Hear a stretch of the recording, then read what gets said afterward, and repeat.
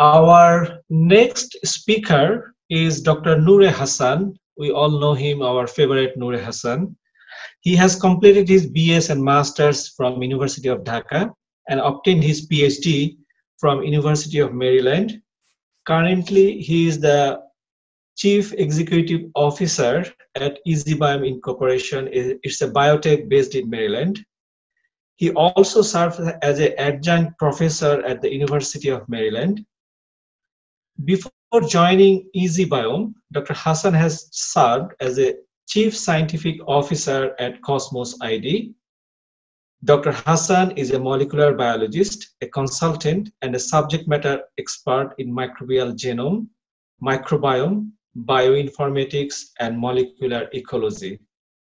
Dr. Hasan directs the strategic leadership and scientific function, including development of microbiota-based therapeutic and diagnosis for microbiome-related disease. With this, I will give the floor to Dr. Hasan, please. Awesome, wonderful. So thank you everyone, first of all, to joining the sessions and listening to my talk. So basically, I will touch upon a little bit about the prospects that we have as a microbiologist in biotech career. Before that, let me start my Windows. Okay.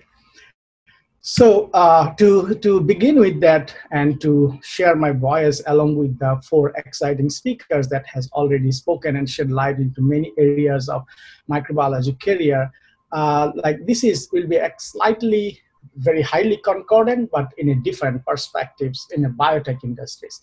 As you know that biotech, I will just present some facts first. What is going on?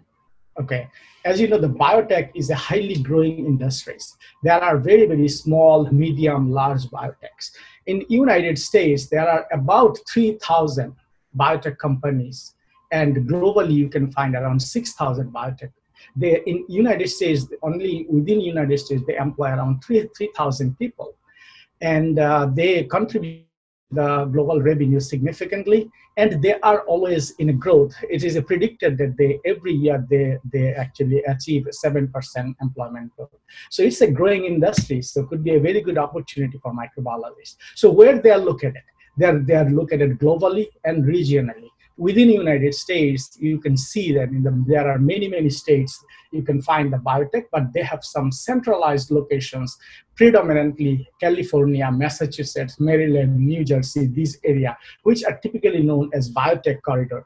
They predominantly function in the following business areas: biomedical device, immunological companies, biotech softwares like microbiome or bioinformatics, ag biotech, genomics companies, and pharma related.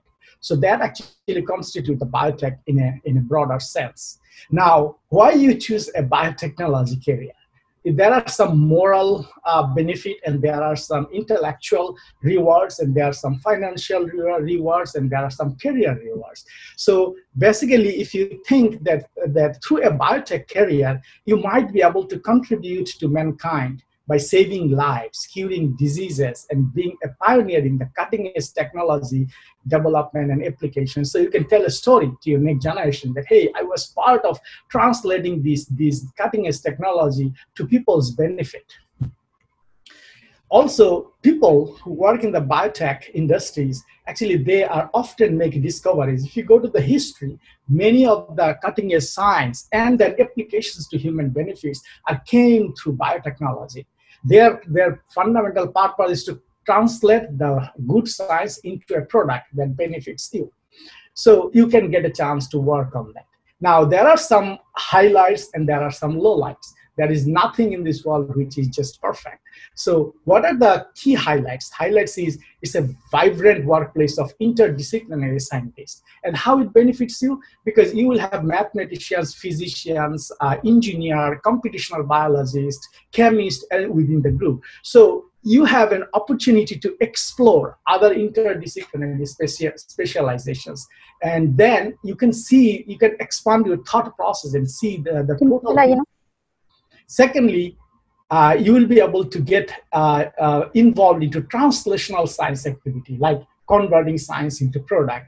And typically, biotech, the R&D effort or projects are very short, basically within 1 year, but they have a defined scope, and they include actually innovative and multiple different technology together to answer a questions.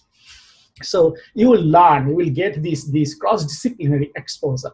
And there are amazing career options for science, technology, even administrative sector. So within the biotech, you have the ability to move. And based on your preference or listening to your hearts or where you feel most motivation.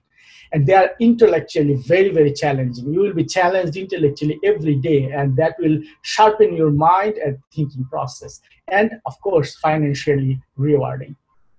But with all these good intellectual and financial rewards, it comes with some issues. There will be always more projects to do, more deadlines to meet, and demand to do more, because you want to excel your career and they want to see your more productivity overall. So there is a stress component in it. In academia, you are stressed, but not stressed. Here, you can find a flavor of both in a mutually exclusive way. And sometimes you have to wear multiple hats, is expected, depending on which part of the biotech you are. If you are in a small biotech, you will be an accountant, you will be a salesman, you will be a scientist, you will be an CEO, like all flavor. It actually helps sometimes to help you grow and find where you have the maximum potential. Now, what areas these biotech focus on? Almost everything under the sun, biotech has touched them. Because what they do, they use a triage process. They take fundamental technology to most cutting edge technology, and then triage them which technology has the best benefit.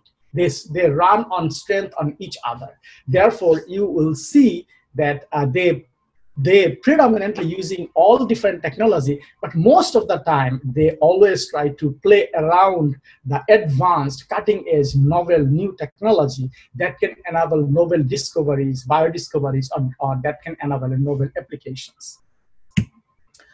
And now, what are the different categories? As I say, is that they work in vast areas. However, even though they work in vast areas, but if you look that the job duties and titles in the biotech industries are very similar to each other. And you can broadly categorize them into these 6 processes: research and development areas, laboratory support and technical, manufacturing and services, quality assurance, regulatory affairs, sales and technical support, and administrative. I think many of my former speaker has actually emphasis on that, so I will not touch more.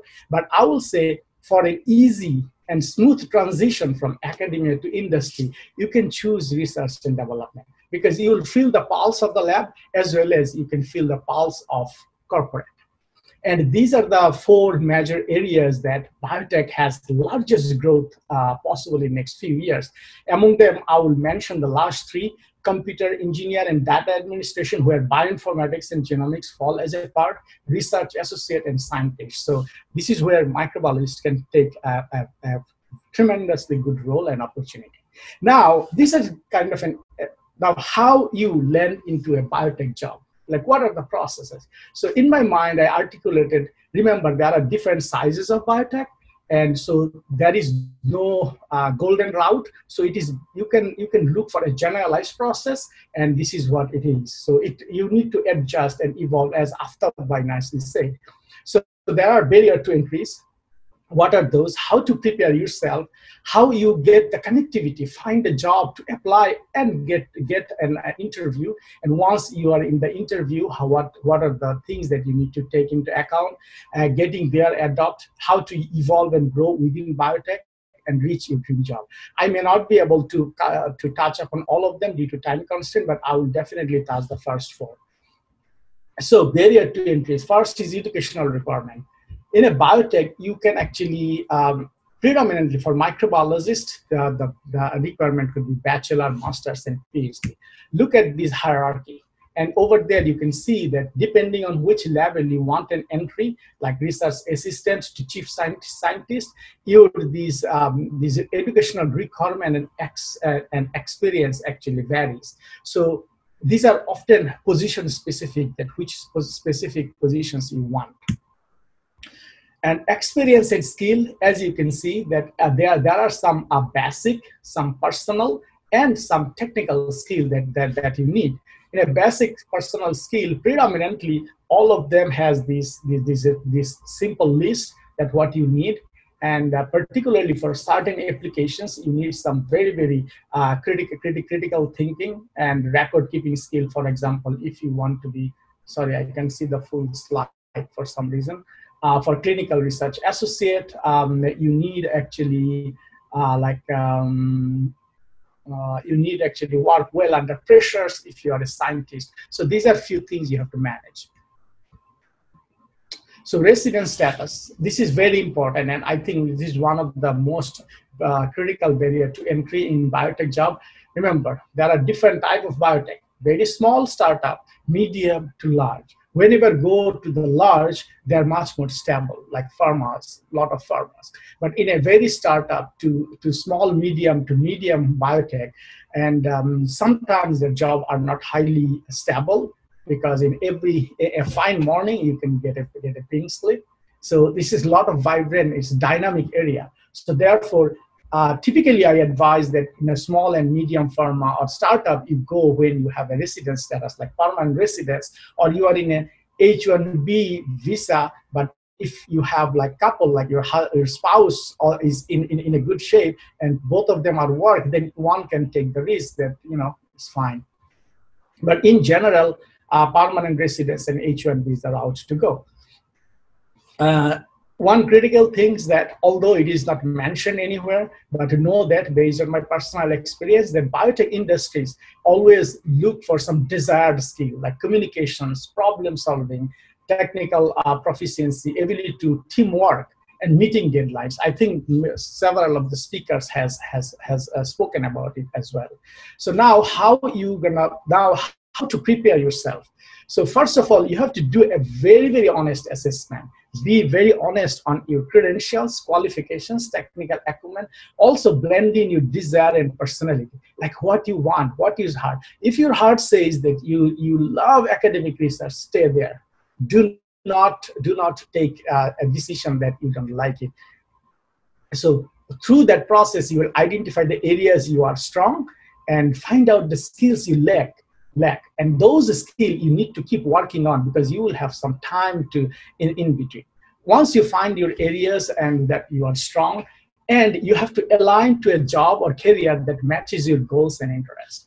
And in doing so, remember one thing: always try to find out that, to keep an eye on what is up in the horizon as a technology. Advanced technology can give you a huge accelerated growth if you can generate skills and experiences.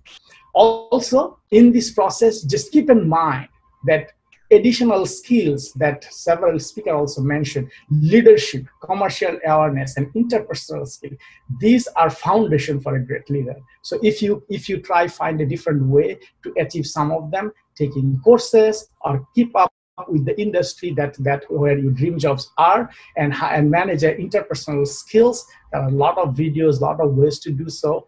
So that will improve you.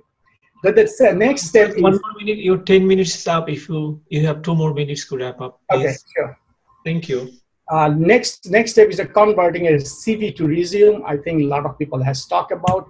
Just one thing, remember, your CV is a brief abstract of a publication. Like when you read a publication, if you like the abstract, it motivates you to read the whole paper. Here is, if your resume is very attracting, you will get a call for interview. So I strongly recommend, if you can afford, use a commercial service. These are very good. They create this in a very good way. Second step is how to prepare. Try it before moving. Like you might have your professors or some other way to do a volunteer or an internship, or have a collaborative project, just to see the environment, know the people, get you acquainted with them. And timing is everything. Do not start your process just 3 months before you graduate. You have to plan ahead, so you have ample time to prepare and ready for it. Now, the biggest thing is how you connect. You have everything. You have CV. You have all of the things. This is the single most important part. Like in an industry, predominantly, particularly small and medium, it goes through network. So you have to find student chapters and go there, and there will be a lot of like executives from the industry go there. Professionals meeting, try to see that areas you are interested in to join, find those people and meet them. You can start an informal discussion. Don't ask for a job directly. Just ask for, hey, you know, I am in a part of life that I want to change what is out there for me. And I like this area of business or biotech. Can you tell me that what you guys do and what are the different jobs you have? Just try in a different angle, get used to create a connections and keep talking to him. LinkedIn is a very powerful. You can actually get in touch with recruiters through LinkedIn. There are many different ways to find your peers for industry contracts. And sometimes project collaboration helps out. Your professor might be connected with a lot of industry anyway. So, and another way to find out some resources is these are the 15 sites I listed. If you see, you will be able to check them. These are very, very good resources in my opinion. Apart from that, you have a lot of websites and job sources, and I will try to find out some key actual features of them. You can use those as well. So that the last part of my talk is the facing the interview. So how you face interview. One mantra that typically biotech management follow is that hire for attitude, trains for skill. So the first thing they're going to see, what is attitude? Are you positive? Are you look excited? Or are you kind of, yeah, everything is you take in a passive way?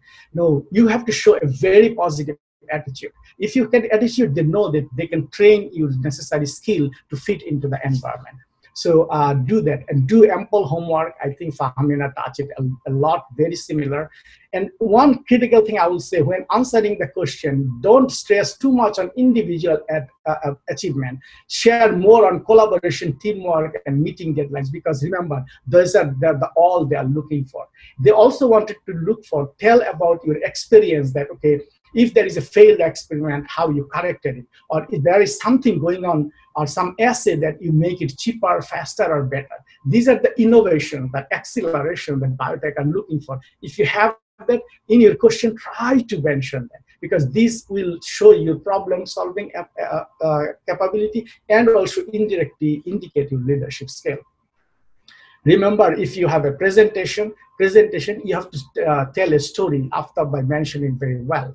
Don't go too hard. Just tell a story. So walk them that why it was matter, why did you research, and how it actually transfer or translates into a meaningful benefit for the industry or advances the site.